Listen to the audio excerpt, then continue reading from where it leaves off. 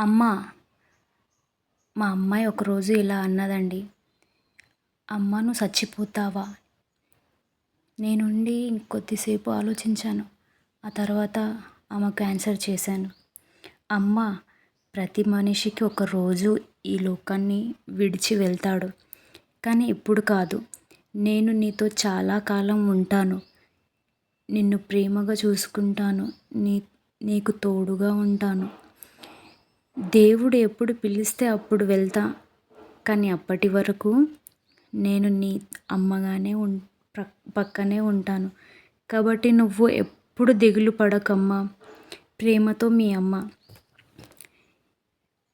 నీ నవ్వే నా ఆనందం, నీ సంతోషమే నా ప్రపంచం తల్లి. చూడండి, మా అమ్మాయి అడిగిన ప్రశ్నకు సమాధానం ఇలా చెప్పానండి. మా అమ్మాయి తెలుసో తెలియకో అడిగింది, కానీ అది నిజమే అడిగింది.